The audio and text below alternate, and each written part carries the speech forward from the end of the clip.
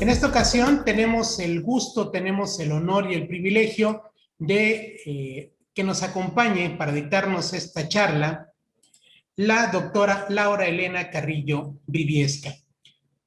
¿Qué podemos decir de la doctora Laura Elena? Bueno, pues ella es oceanógrafa física con un postdoctorado en el Instituto Oceanográfico Scripps de la Universidad de California en San Diego.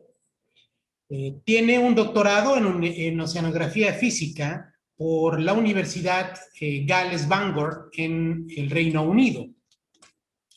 Durante más de 15 años ha enfocado su investigación en aspectos oceanográficos de diversas escalas espaciotemporales en sistemas tropicales costeros, en zonas arrecifales,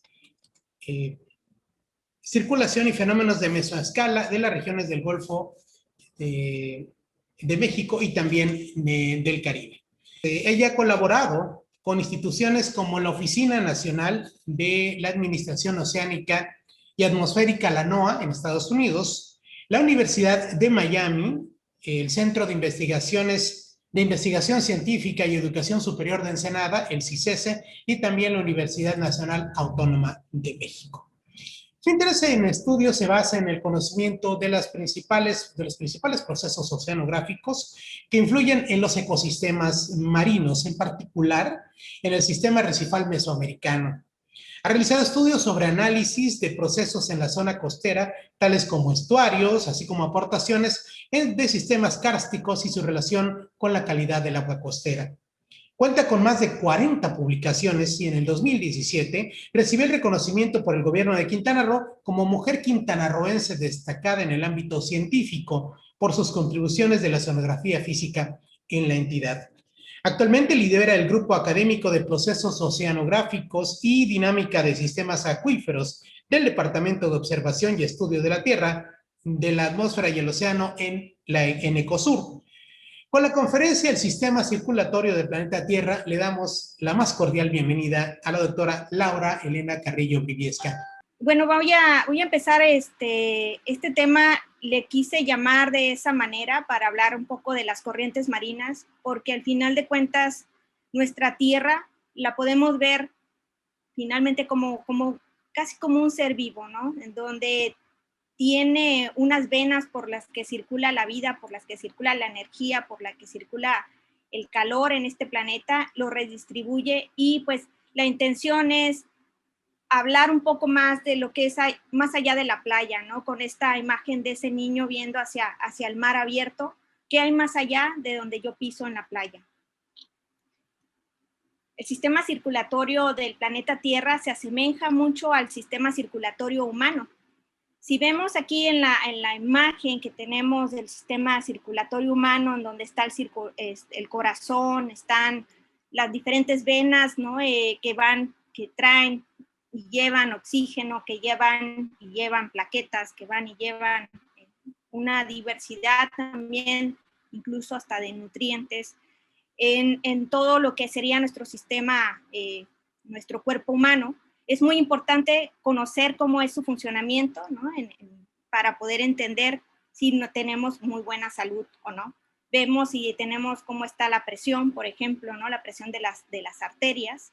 Y así como está el sistema circulatorio en nuestro cuerpo, también tenemos un sistema circulatorio planetario, que es a través de las corrientes que van conectando diferentes sistemas, diferentes ecosistemas, y van distribuyendo calor, nutrientes, organismos alrededor del planeta. La buena salud de nuestro planeta depende principalmente de que se mantengan estos sistemas de circulación. Así como hay diferentes, digamos, grosores de las venas, también tenemos nosotros diferentes grosores o amplitudes de estas corrientes. Hay corrientes en donde se intensifican, ¿no? Hay corrientes que podemos ver similares a una aorta, ¿no? Y hay sistemas que se van haciendo cada vez más pequeñitas, como si fueran venas capilares. Aquí tenemos una imagen de la temperatura. Aquí está de las costas de Estados Unidos y es la corriente del Golfo que vamos a estar mencionando más adelante.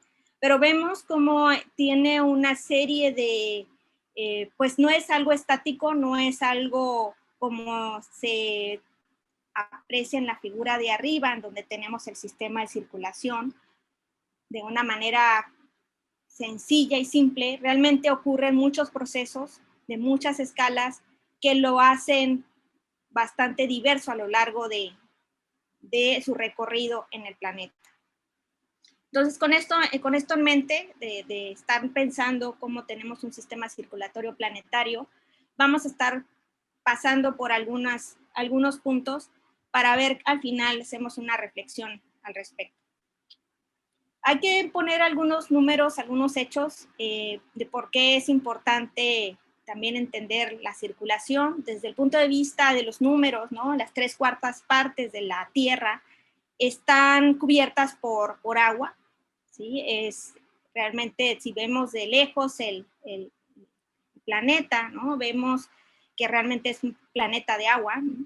Es el único compuesto del agua que existe en el planeta en una proporción bastante alta, ¿no? En diferentes estados, que es el líquido, el sólido y el gaseoso. Y se estima que del agua total del planeta, que es aproximadamente 1.387 por 10 a la 15, es decir, hay que agregarle 15 ceros a ese número de metros cúbicos, de ese gran total, el 97% es agua de mar. Otra cosa muy importante del agua es su gran capacidad calorífica, es decir, la cantidad de calor que se necesita para elevar un grado de temperatura a 1 gramo de una sustancia, en este caso del agua. Tiene una gran capacidad calorífica, lo que lo hace nuestro gran termostato. El océano tiene 50 veces más CO2 que la atmósfera y absorbe 1/3 de los 6 gigatoneladas de carbón que se liberan por las actividades humanas. Es decir, está absorbiendo todo este CO2 y por consecuencia hemos estado observando que los océanos empiezan a acidificar por estas reacciones de absorción del CO2. Y bueno, una parte también muy importante y que no debemos de olvidar es que alberga una gran biodiversidad y también, por lo tanto, pues es parte de nuestros ecosistemas, ¿no? Para estudiar a los océanos hay diferentes áreas, hay diferentes disciplinas, pero una de las disciplinas en las que voy a hablar desde mi perspectiva como oceanógrafa es la oceanografía. Y en general podríamos decir que es una ciencia que estudia los océanos, ¿no? Hay definiciones mucho más afinadas. Aquí lo quise simplificar, porque a veces cuando me preguntan, ¿y usted qué hace o qué es? Le digo, es que soy oceanógrafa y piensan que soy escenógrafa o algo así, que estudia escenografías, pero no, estudio los océanos. Y realmente es una ciencia multidisciplinaria e interdisciplinaria, porque no puedo ver a la Tierra nada más desde un punto de vista, o en este caso al océano desde un punto de vista. En general, hay 4 subdisciplinas de esta misma disciplina de la oceanografía, que una es la física, que es en la que yo particularmente me he formado, pero también está la oceanografía química, la oceanografía geológica y la oceanografía biológica.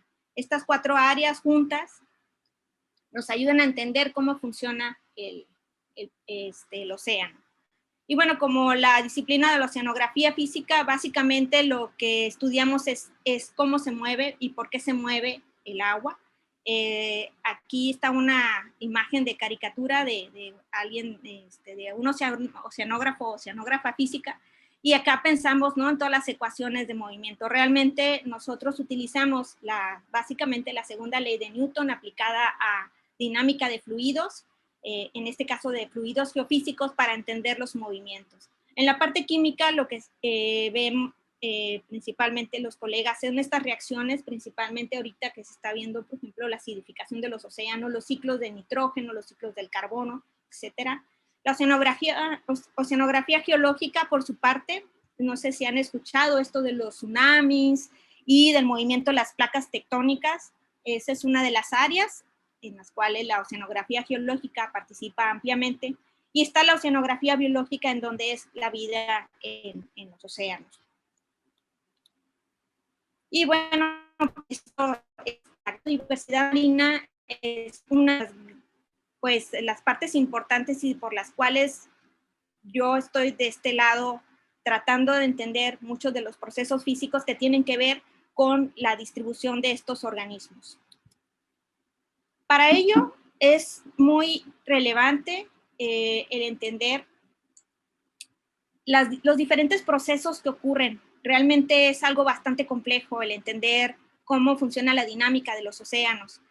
En general tenemos escalas tan grandes como la escala planetaria, pero también hay escalas conforme nos vamos acercando a la costa, conforme se va sintiendo el continente, tiene sus efectos en la circulación. Y también tenemos, por ejemplo, el efecto de las descargas, ¿no? Si hay descargas de agua dulce, tienen un efecto en la circulación de estas aguas, el aporte de nutrientes. Y así podríamos tener un espectro bastante amplio de diferentes procesos de escalas que pueden ir desde miles de años hasta segundos. Entre ellos estamos nosotros viviendo, por ejemplo, tenemos fenómenos de escalas de días, que se podrían ser, por ejemplo, las mareas, que en algunos lugares pueden llegar a ser bastante importantes, un forzante muy importante. Los vientos también pueden ser un factor muy importante, que es lo que vamos a ver más adelante, pero en general todos estos procesos los tratamos de ir entendiendo. ¿Cómo lo entendemos? A través de un monitoreo, a través de la observación.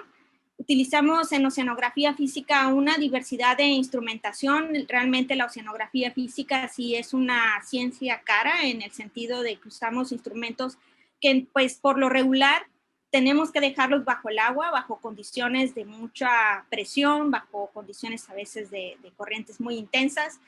Y hay una diversidad que le llamamos nosotros de plataformas de observación. ¿Desde dónde lo vamos a observar? Están estas plataformas móviles que son lanchas o pueden ser barcos, ¿no? Tenemos un barco de la NOAA, aquí el Gordon Gunther, y también podemos tener actualmente el desarrollo de la tecnología en vehículos autónomos no tripulados, como los drones. En este caso tenemos un glider, ¿no? Y también se ha bajado un poco los costos en cuanto al desarrollo de algunos instrumentos costeros, y tenemos instrumentos que pueden estar midiendo el nivel del mar con prácticamente muy pocos miles de pesos. Pero también ahí está el desarrollo de la tecnología satelital, que nos ha permitido abarcar grandes áreas del océano. En conjunto, todos ellos nos permiten tener y caracterizar los océanos, caracterizarlos desde la temperatura, desde las corrientes, desde la salinidad, desde otros compuestos. Y eso no es alguna tarea, pues, que nos permite. Lo que tenemos son como fotografías. Quisiéramos tener como observaciones muy continuas en el tiempo y en el espacio, pero a veces eso no ha sido posible. Así que hemos tratado de construir una gran comunidad de oceanografía física, de oceanógrafos físicos alrededor del mundo, para poder entender a nivel planetario cómo está funcionando nuestro sistema, pero a la vez también cómo eso repercute a otras escalas. Usamos herramientas como la modelación numérica, y la modelación numérica es una herramienta en la cual actualmente, también por el hecho del desarrollo del cómputo y de las computadoras cada vez de menor costo, podemos desarrollar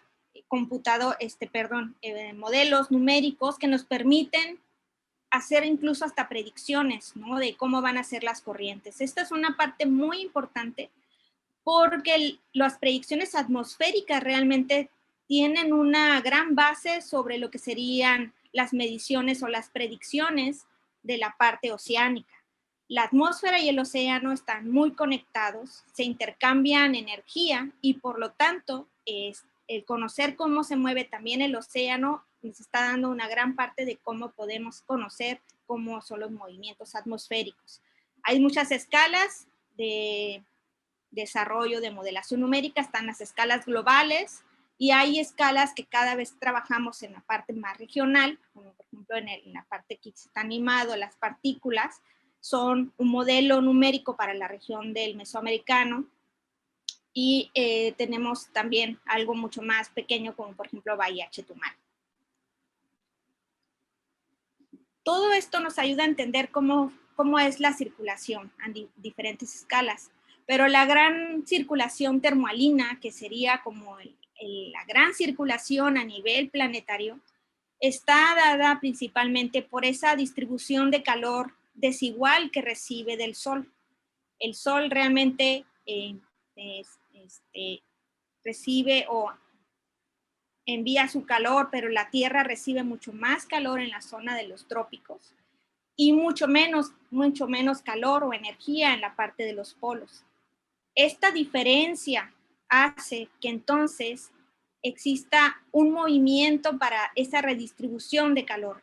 La existencia de la circulación termoalina ha permitido que entonces tengamos una mejor redistribución de ese calor. Si no existiera la circulación, tuviéramos un planeta en donde tuviéramos aguas hirviendo prácticamente en la zona de los trópicos y una zona permanentemente helada en los polos.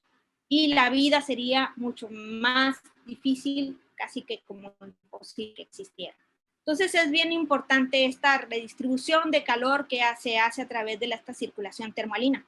En este mapa tenemos zonas en donde se dice que se forman aguas profundas. Hay una formación de aguas frías que se hunden porque son mucho más pesadas y se hunden y empiezan a viajar por el fondo. En rojo tenemos la circulación en la superficie o de aguas más superficiales, más cálidas, y por el fondo aguas relativamente más, bueno, de hecho mucho más frías. Entonces existe esta redistribución de calor y está en un movimiento constante, con algunas variaciones en el tiempo, pero siempre tenemos esa redistribución de calor. Esto hace que entonces, como les había comentado, que tengamos pues a lo mejor climas más benignos en algunas zonas, como en la parte de Europa, en que no, el calor no se concentre solamente en la zona de los trópicos. Y además en su viaje, en su interacción, pues se van formando otras masas de agua y se va redistribuyendo también el oxígeno que se captura en las zonas de formación de masas de agua para las zonas profundas. Es decir, se oxigena, ¿sí? Entonces, es algo que es muy similar a lo que yo les hablaba del sistema circulatorio humano. Y bueno, en esta redistribución de calor y de energía que se hace en el planeta, pues tiene una estructura en 3D. ¿Sí? Esta es una imagen que está construida de mediciones que se hicieron a lo largo de esta línea que está mucho más gruesa, la parte central del Atlántico. La extraje de esta página en donde está un atlas de secciones hidrográficas o oceanográficas de diferentes cuencas oceánicas. En este caso es la cuenca del Atlántico y vemos de norte a sur, aquí es el hemisferio norte en el lado derecho, y en el lado izquierdo está el hemisferio sur. Lo que vemos es la parte de la más arriba es la temperatura, la de en medio es la salinidad, la de abajo del oxígeno. Esta estructura realmente tridimensional lo que nos está diciendo es que el agua pues más cálida la vamos a esperar en la zona superficial y en la zona más profunda el agua más fría.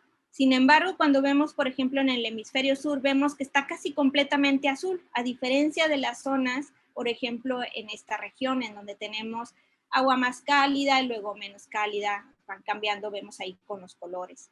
Esta se le conoce, nosotros le llamamos que hay una estratificación, mientras que acá tenemos condiciones un poco estratificadas, pero hay una mayor cantidad de mezcla y el agua es mucho más fría.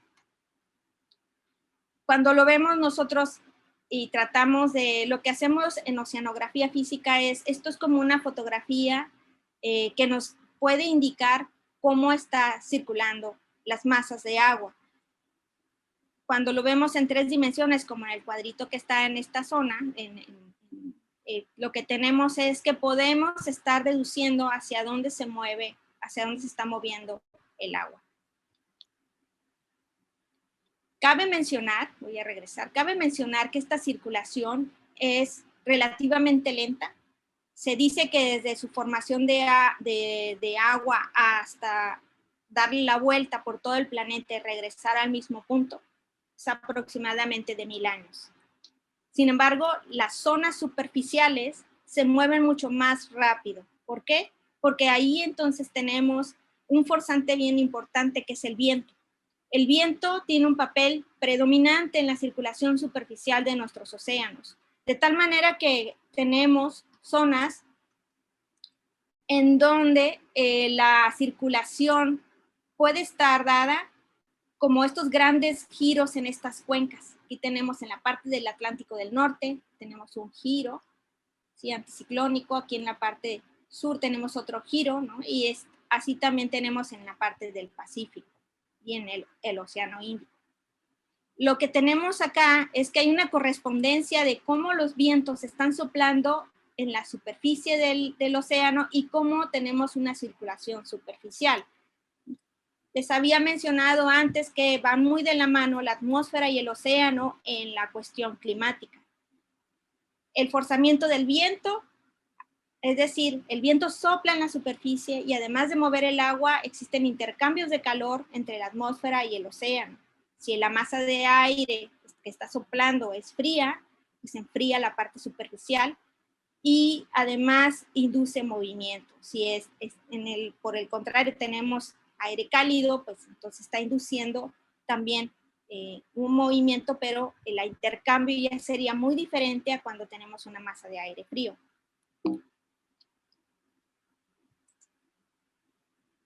Y esta circulación superficial que está dada por los vientos tiene sus consecuencias en la acumulación o la distribución de partículas, de organismos y de basura en nuestros planetas. Aquí tenemos, yo lo que hice fue sobreponer dos imágenes, una de la circulación superficial, que serían las flechitas en rojo, y estos que se ven como puntitos y de diferentes colores, son partículas de basura que se han hecho con modelación numérica, pero que también se han detectado que existen estas grandes islas de basura y que por lo general esta basura es plástico. Entonces, pues esto es para ponernos a pensar un poco de lo que realmente, o sea, las corrientes también pues están llevando, además de energía, pues también están llevando todo lo que flota, en este caso los plásticos, y los empieza a acumular en estas zonas de giros. Acá abajo, esta es una foto del río, ay, se me fue el nombre, el río de Chiapas, del Cañón del Sumidero. Es una foto y está lleno de basura, ¿no? No necesariamente tiene que esté siempre así. Esto creo que fue después de unas tormentas. Pero el agua que fluye hacia los océanos, todos los ríos casi van a dar al mar, y si estos ríos llevan mucha materia, mucha basura o contaminantes, esto va a parar a los océanos redistribuyen todo esto por medio de las corrientes. Es bien importante y tener conciencia entonces de lo que hacemos con la basura. Y pues esta basura pues no es tan fácil de degradar, ¿no? O sea, hay materiales que tardan muchísimo tiempo en degradarse, algunos plásticos, y esto se está transformando en un gran problema porque se empiezan a desbaratar en pequeñas partículas, lo que se conoce ahora como los microplásticos.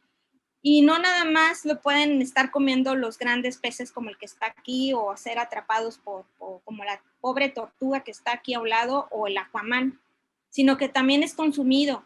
Y entonces, al ser consumido por algunos organismos del plancton, que son organismos muy pequeños que viven en la columna de agua, comen, imagínense, o sea, qué engaño al pobre, creyendo que es una planta o un organismo que se va a comer, y es plástico, ¿sí? O sea, esto se va yendo hacia diferentes niveles de la cadena trófica y eventualmente nos va a llegar a nosotros, pero eso me parece muy egoísta de pensar, sino que también hay que estar pensando en todos los organismos, también como había dicho, estos pensamientos de escalas, ¿no?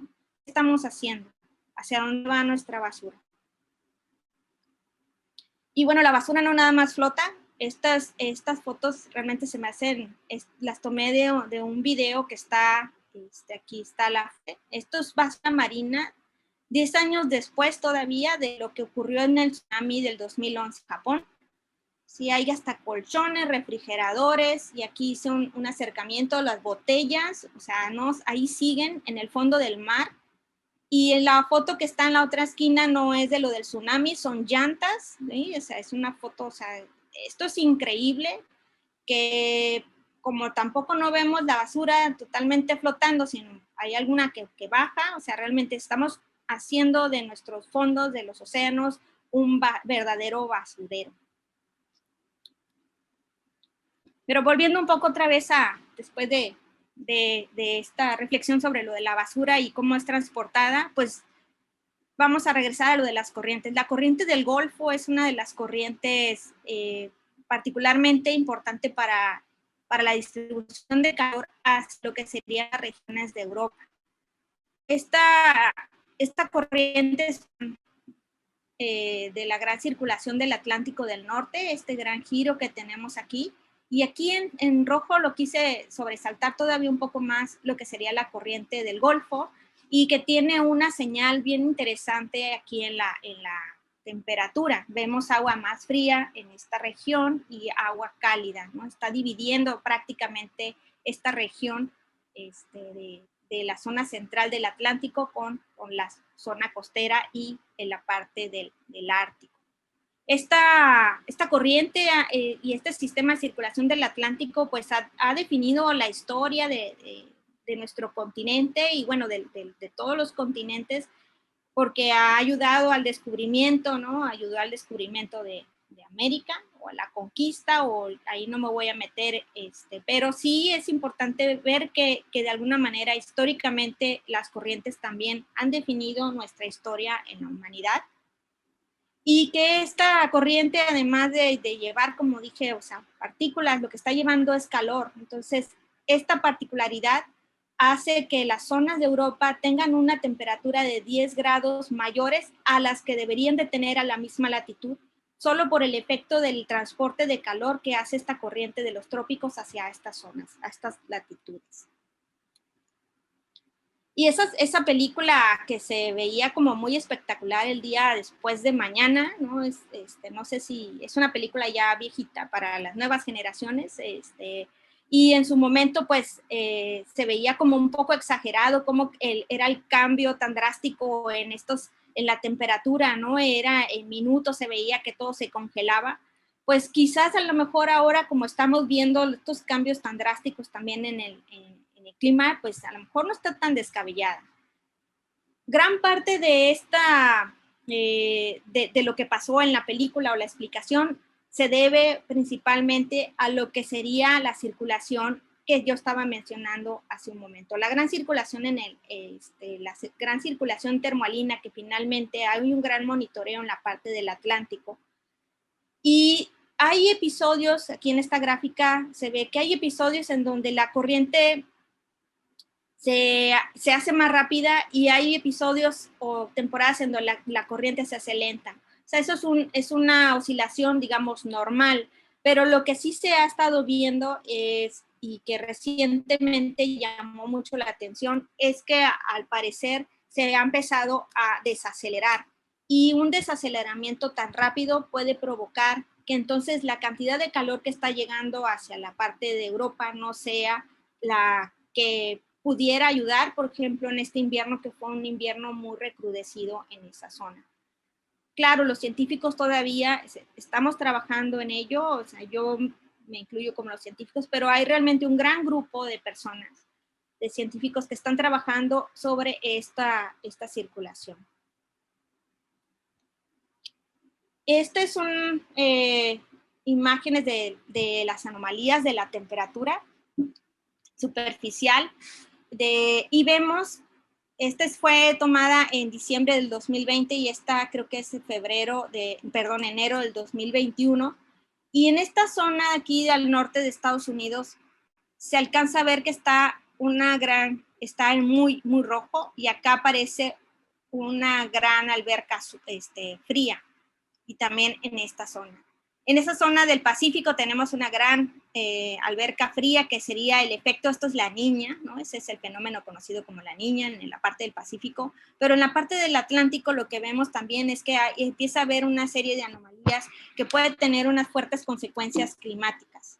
Y estas consecuencias climáticas las hemos empezado a experimentar como fenómenos hidrometeorológicos muy extremos, desde formación de huracanes muy intensos y también últimamente y recientemente lo que hemos estado viendo son estos enfriamientos drásticos en las zonas, sobre todo de Estados Unidos que vimos y de Europa, prácticamente en pocos días y con una duración mucho mayor a la que regularmente se tiene. Entonces se están rompiendo los récords en muchos aspectos en esta cuestión climática y mucho hay que estar entendiendo de cómo está comportándose las corrientes, tanto oceánicas y su interacción con la parte atmosférica. Y regresando a esta misma corriente, aquí lo que tenemos es la corriente superficial, la medición de la velocidad de la corriente superficial, y aquí lo quise poner marcar en un cuadro, y lo que tenemos es cómo es una de las corrientes más intensas, ¿sí? Vemos que es una corriente bastante intensa y a lo largo de la historia también esta se ha ido observando. Solamente que recientemente pues ya tenemos la instrumentación necesaria como para estar viendo todas estas oscilaciones que ocurren. Y vemos aquí, vamos a seguir del cuadro, esta es la corriente del Golfo, pero aquí los que somos más de la zona, más locales en la península de Yucatán, tenemos que la corriente de Yucatán está a lo largo de lo que sería la península, la costa este de la península de Yucatán, luego se intensifica, aquí está Cuba, ¿no? Sale hacia el Golfo, se transforma en lo que sería la corriente del Golfo, del Lazo, y luego la corriente de Florida. Este caminito que vemos de esta circulación lo podemos ver muy claramente en esta simulación que hicieron del derrame petrolero que ocurrió en el Deep Horizon en el 2010. Aquí tenemos, si se acuerdan, prácticamente aquí es una simulación de una inyección de petróleo, ¿no? Y prácticamente nos está trazando la corriente que habíamos mencionado. Por eso es bien importante entenderla, porque entonces podemos usar modelación numérica en el caso de algún accidente, podríamos tener o adelantarnos en el tiempo para dónde va a venir o para dónde se va a ir, en dónde se va a pactar y poder tomar medidas adecuadas. El momento en que ocurrió este accidente, no se tenía increíblemente observaciones como para poder hacer predicciones necesarias. Entonces, eso fue un llamado de atención para todos y empezar a hacer un monitoreo mucho más intensivo y entender cómo funciona la circulación. Otro fenómeno que nos está llamando la atención es el arribo masivo del sargazo. El arribo masivo del sargazo nos tomó de sorpresa, pero no nos debería de tomar de sorpresa.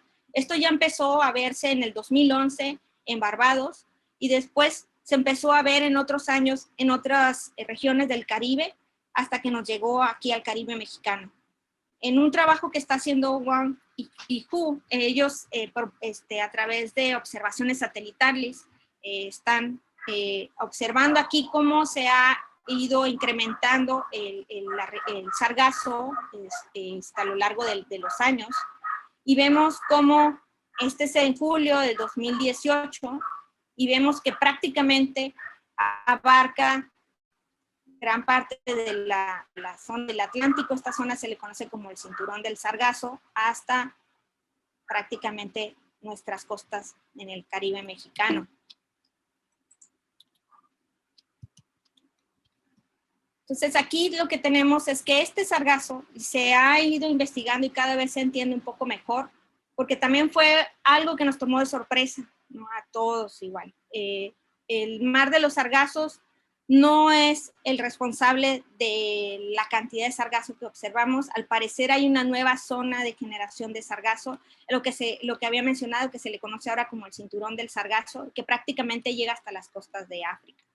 Esto a través de las corrientes eventualmente nos llega hacia nuestras costas, pero el entender las diferentes escalas y dónde va a impactar es bien importante. Aquí está una pequeña imagen de una simulación de partículas en base a entender este proceso de transporte de las corrientes, que también tienen en gran medida una interacción con la parte del viento que empuja estas partículas, que se le conoce un poco como la deriva de Stokes.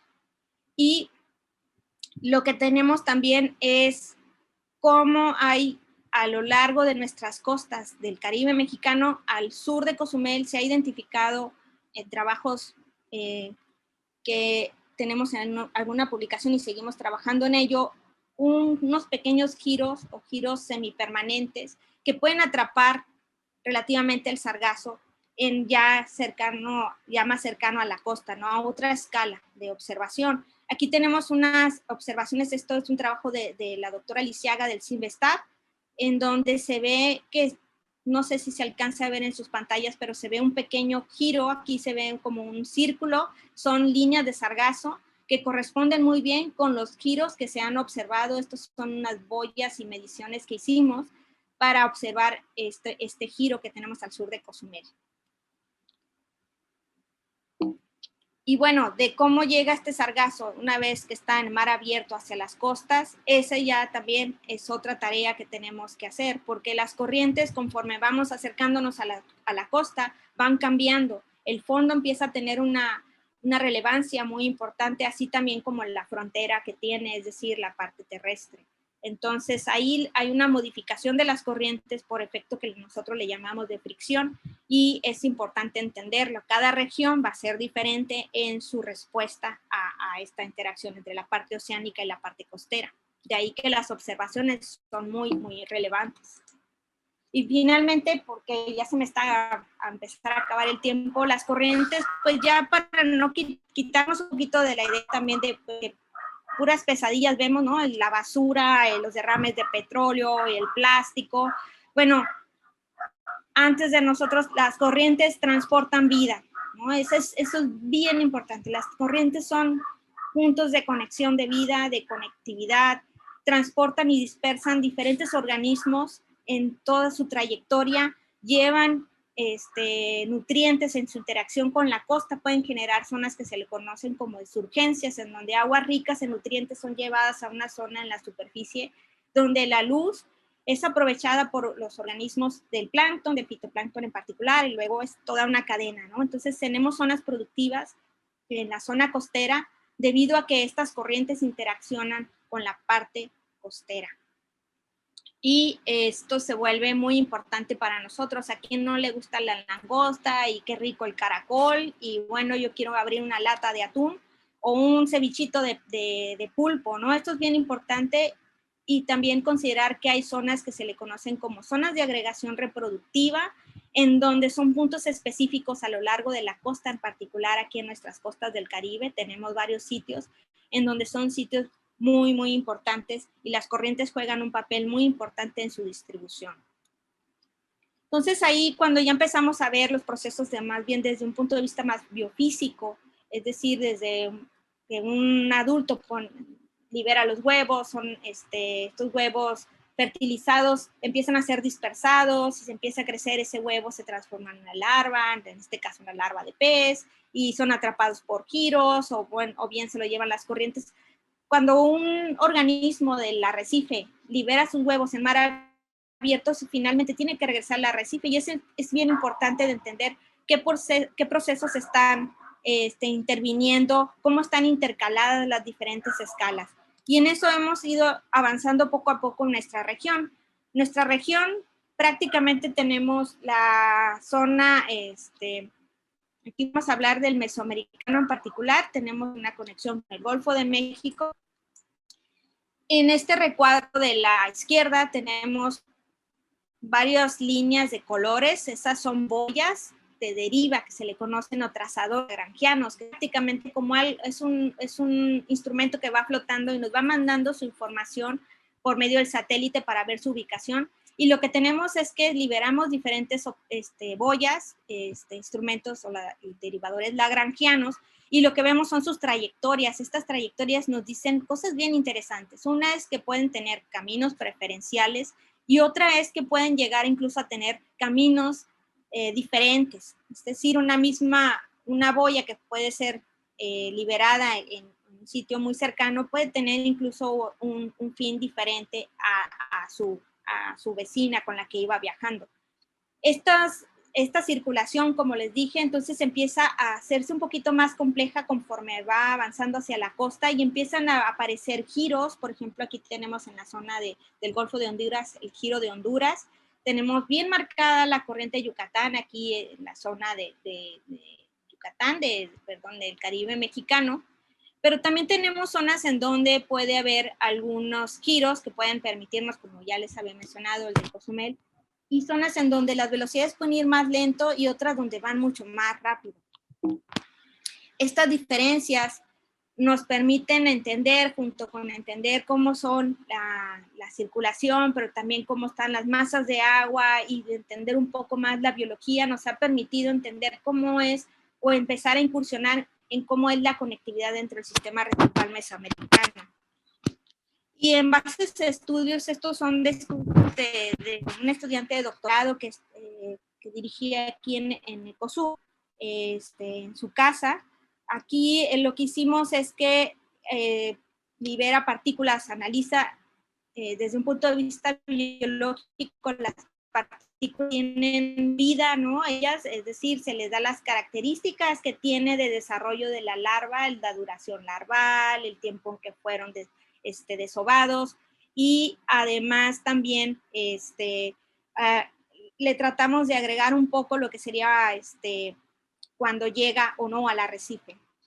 Estas cuestiones pues son bien importantes de entender y claro, pero esta es una parte numérica que hace falta empezar a detallar con observaciones. Y estas también hemos estado trabajando con otros organismos como los cefalópodos, para larvas de cefalópodos que sean los pulpos, los calamares, en donde la distribución parece que tiene una cierta relación en cómo están las corrientes.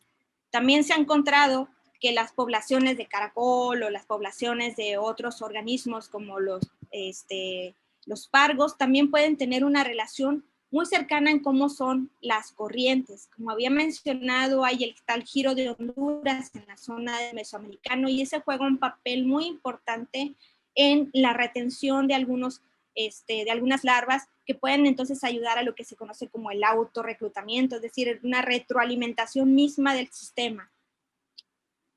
Y en el caso de hay otros organismos que tienen una duración larval muy grande, que lo que necesitan es mantenerse un determinado tiempo en el agua. Los organismos han desarrollado habilidades o capacidades de reproducción que les permita aprovechar cómo son estas variaciones que existen en las corrientes. En el caso de la langosta, que tiene una duración de ser larva de aproximadamente entre 6 y 9 meses, imagínense estar flotando en el agua. Si ellas llegan antes de tiempo a la costa, realmente no sobreviven, tienen que estar lo suficientemente maduras, se forman lo que se llaman puerulos, ¿no? Para poder llegar a las costas. Y en esa última etapa, la langosta lo que hace, sufre una especie de metamorfosis a lo largo de su vida, pero la parte interesante es que al final de su periodo, antes de llegar a la costa, su muda no la hace hasta que no llega a la costa, es decir, se muere de hambre hasta que llega a las condiciones necesarias para poder liberarse de la muda y poder alimentarse. Entonces las corrientes también aquí juegan un papel bien importante. Aquí tenemos una simulación de partículas yendo hacia atrás, es decir, en base a mediciones de un crucero, tratamos de liberar las partículas y ver qué pasaba, de dónde vienen, cuáles serían sus posibles lugares de liberación. Y eso nos ayuda también a entender estos procesos de conectividad y de manejo.